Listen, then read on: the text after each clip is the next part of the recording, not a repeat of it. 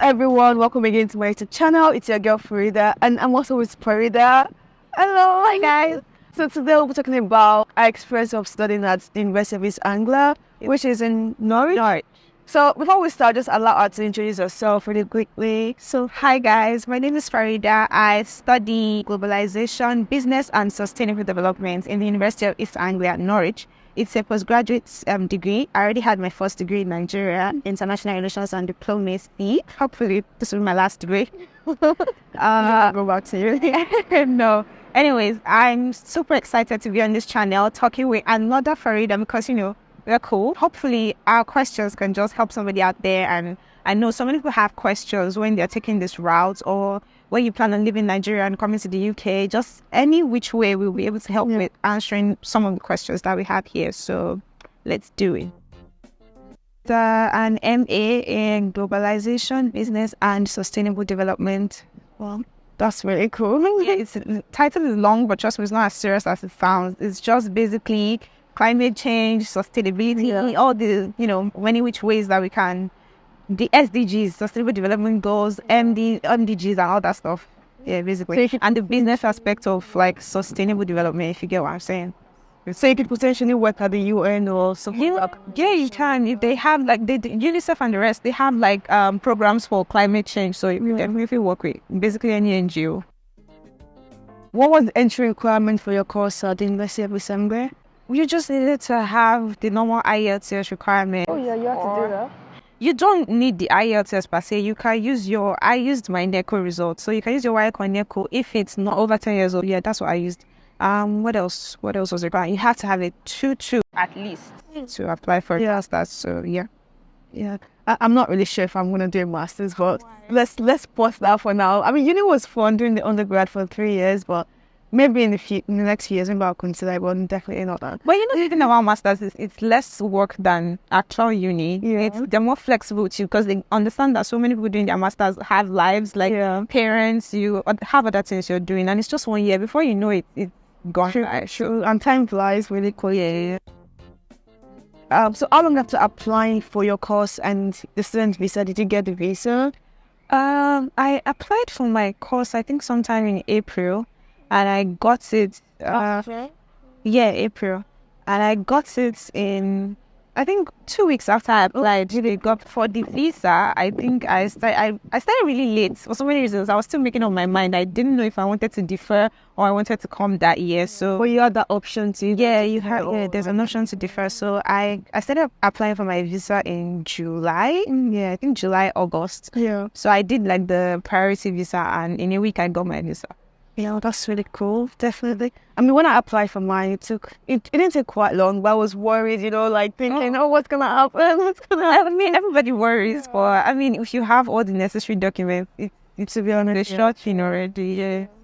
So is this course that you're currently studying, is it directly related to your first degree? Not directly, but in a way, because I studied international relations and diplomacy. So if international relations has to do with like country policies and country laws and different countries, governments and stuff, then if you have globalization, business and sustainable development, I mean, when you put the sustainable development part of it, it's already involving like policies that they make on a global scale. It's not just like countries' policies now, like when we talk about climate change, when we talk about all the things that involve climate change, it's not just one country that makes the rules or makes the laws. It involves like all the countries. So, multinational,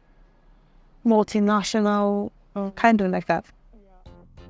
The workload is so like they put it in a way that they consider. They try to be transparent with everybody. They give extensions when you can't meet up with like deadlines. Yeah. They have like just ways to actually be inclusive. That's something they are big on here, inclusivity. So the workload is not as stressful. Maybe because I'm doing a master's course again, I can't stay for like a longer for undergrad. But for the master's program, it's actually very stress-free. Very stress-free. I mean, that's really good. Oh, and I also did a course that for my course you don't have to write an exam. There's no like, That's really good. yeah, we didn't write exams per semester. We just turned in like a review paper or term paper or coursework. Some places call it coursework. But I mean, when I did my undergrad, one of my friends, she did architecture and there was no exams. So I was like, wow, how are you going to and you don't have exams? So I guess then that's the worst. so you prefer it that way. Yeah. Is that? So it depends on course. Yeah, my course it was 18.5. I don't know if it's still 18.5 or yeah, it's 8. But then since I applied with a 2-1, if you have like a first class or a 2-1 in your first degree and you apply, you could get like a £5,000 discount. Oh yeah, that really helps then. It helps, but it doesn't really make a difference if you compare it to like the tuition of other schools like I think East London and some other schools I've heard of, tuition is like 13.5. So if you add that 5K back, it's the same thing. So, but then there are still some people that have to pay the whole 18.5 because they didn't get the discount. Because not everybody gets the discount. So, so I got a discount for 5K. So yeah, that I mean it helps to some extent. But again, comparing to other universities, that's like their starting sort of tuition. Yeah, it's almost sort of like the same. But then again, it depends on like the quality of what you're also getting at East Anglia, I guess. Oh yeah, because if you're being honest, it's University of East Anglia. It's actually one of like the top 300 in the world and one of like top, I think 28 in the UK.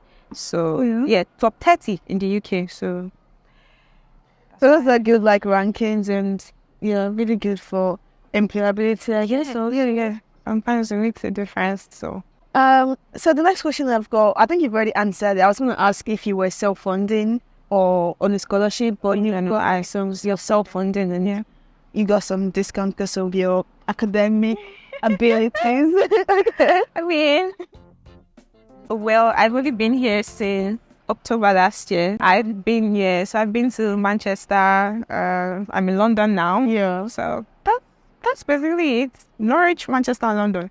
Have you tried to go? I plan to go to like other places, Birmingham, whatever, much later. Yeah. I mean, you have time. You've only been here for a few months and you explored quite a bit, which is really good. So definitely take your time, like explore because there's so much. Well, how long have you been here though? 4 years. Almost 5 Been here longer than I have. Just give me like some. Where have you been? So I've been sort of like all over the UK. I've been to England, Scotland, and Wales, and Northern Ireland as well. So I've been to. But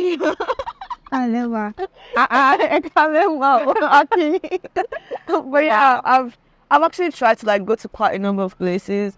I think the one I really enjoyed the most was when I went to Belfast because I went by boat, by ferry, and I'd never done that before for like a so long distance journey. So it was good to like just experience that. But in terms of like Belfast, I'm thinking of going to Scotland though, maybe next month or end of this month. I'm because I have a cousin there, so I'm going there. I'll vlog. So you guys you can go check it out. Glasgow, Edinburgh, Glasgow. She said Glasgow, but Edinburgh first, then Glasgow. Yeah. So I've also sort of like been outside of the UK. Last year I tried to like go to 7 countries, which 7. Yeah. Again. Good evening, ma. No, but to be honest, I've never actually gone outside of the UK since I came. So that was like my first time. So I was like, let me just make the most of the opportunity. That was last year, October. Yeah. Already in October. So I went to Spain, to France. Hurry that. Okay, let's carry on with the video. Yeah. I went to visit Greece recently. Yeah. I was there. I've never been to Greece. I've seen people going there and it's a very lovely place. It was on my bucket list. Like I've always wanted to go to Greece because I just love the white, the blue, the whitewash, everything. So yeah, well, the experience was fun. I would definitely go again, like with my friends, because it just felt like everything you see for the first time, you just want to like show somebody or text somebody what is best they do is with you. So I really want to go there again with my friends. It was lovely. It was a nice place. Like the water, the blue, the white, everything. It was beautiful. So, but a tip though, if you're going to Greece, don't go during the like peak periods like summer. When is the peak or summer? Yeah, July, June, August is usually very crowded. Like very crowded. So. That's like one is trying to get out of the UK, get out of their country when super hot. Go somewhere nice. Yeah, well, it was nice. I liked it. So you apply for a Schengen visa? Yeah, but it was just for one entry, so it didn't take time. Just a week. Really cool. So what has made settling in easier for you? You've been in the country since October, and you've been to Greece since October. Like you've been to London. Like you put yourself out there exploring and doing your own thing.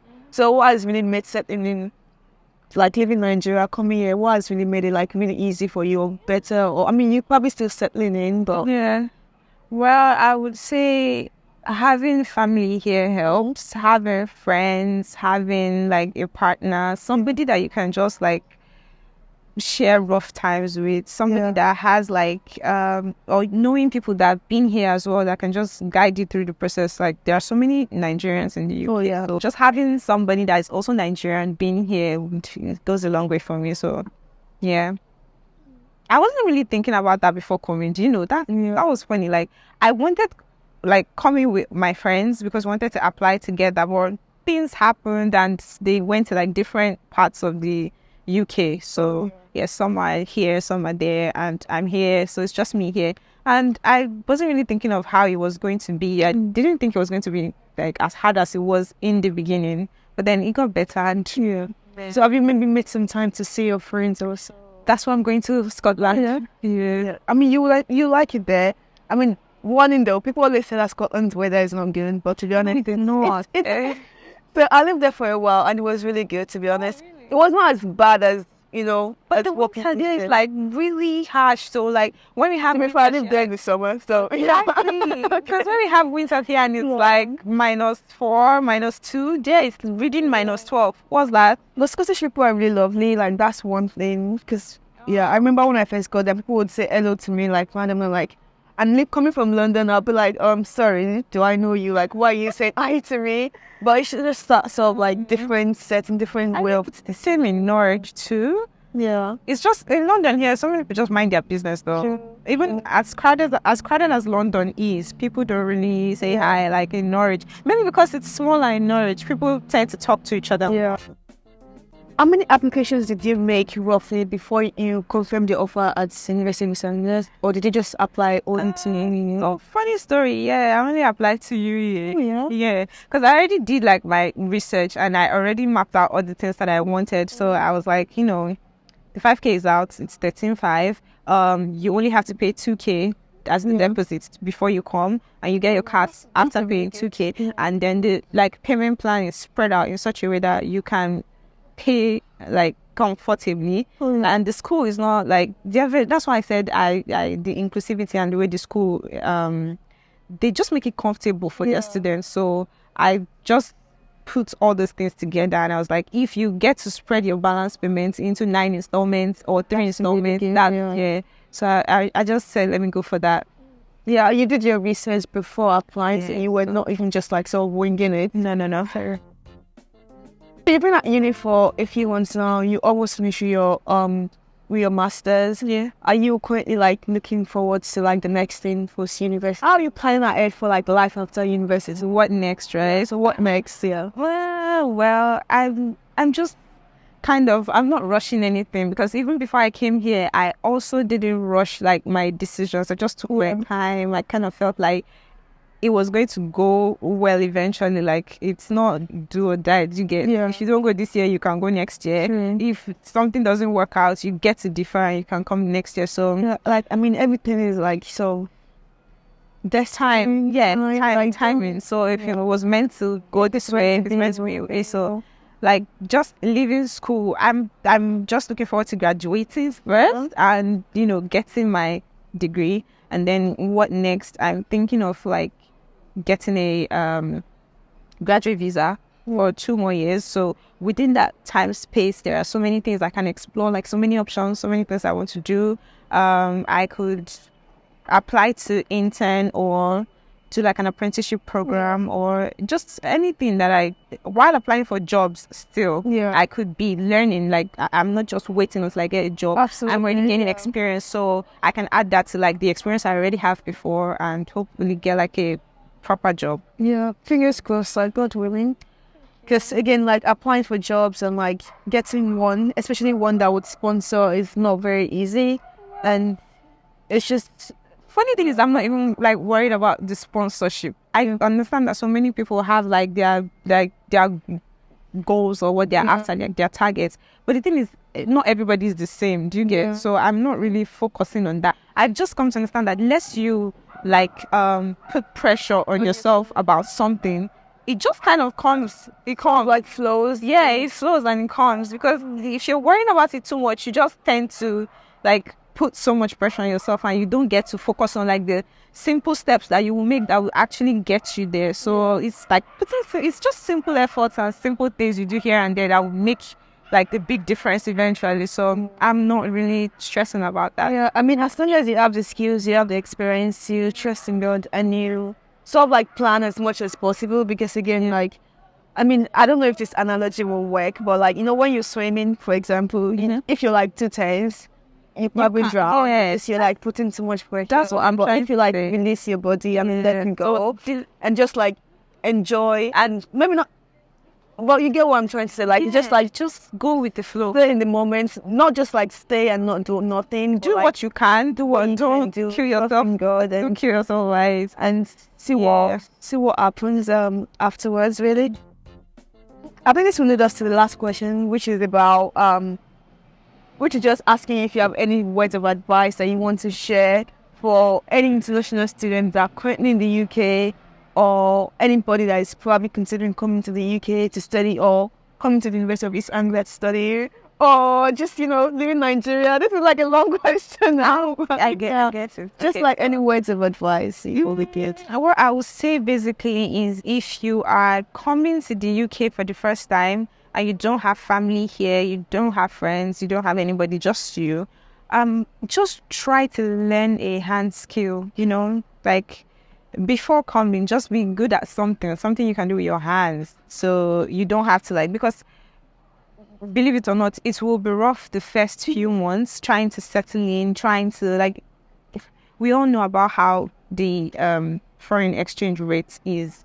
Just learn a hand skill, because you really don't know how things work here. You don't know how people have to make money. You don't know how you spend, the spending and the process to make money. You're not sure. You don't know how to balance it, and you probably spend almost everything you have your first months here. So it's great to learn a hand skill, so you can make some money for yourself. Then, like I've been saying, just don't put too much pressure on yourself. Just enjoy and live in the moments. Yeah. Get to make friends too. Don't be so close. How do I put it? Don't just so close-minded. And don't just assume that everybody around you is not everybody around you is not willing to talk to you, because for some reason in your head you just feel like, oh, you guys are strangers and you don't want to impose, or maybe the way things are where you're coming from, it's not normal, it's not common for people to talk to strangers. So always ask for help here. You would find someone. Queen, Just ask. Don't bottle anything in. Don't try to limit yourselves. Network as much as you can. Make friends as much as you can. Go out, experience culture, the food, the people, and that's basically everything is gonna work out eventually. Yeah, So. and I agree with what you were saying earlier about learning something that you have with your hands, because even if you just know something like braiding or editing, which is so key in this world, or graphic design, you can get paid, do online, not really waiting for someone to employ you, because I think coming from Nigeria, and because of sort of the upbringing that we have, or many people have, it's sort of oh, we go to school, and you have to do it 9 to 5, you have to get a job, then you get a job after you're done. And you only start thinking about the end when you're later, when it's almost oh, maybe we should have been doing that since the beginning. Yeah. So definitely try to think about, okay, what can I do if no one was to employ me? Yeah, what can I do by myself? Always try to be able to do something for yourself. But thank you so much for all of your pieces of advice, all of sharing your experience. I really appreciate it, and I hope that all of you guys also watching online have gained very useful tips or very useful pieces of advice that you can sort of implement if you're trying to come to the UK to study. Yeah. So this is going to be the end of today's video. Thank you so much for coming. I really appreciate you. And you. Yeah, we're gonna end this video now. Thank you so much for watching. And you guys don't forget to like, share, subscribe, all that YouTube stuff. Yeah. Thank And you. I'll see you in the next video. Until then, bye.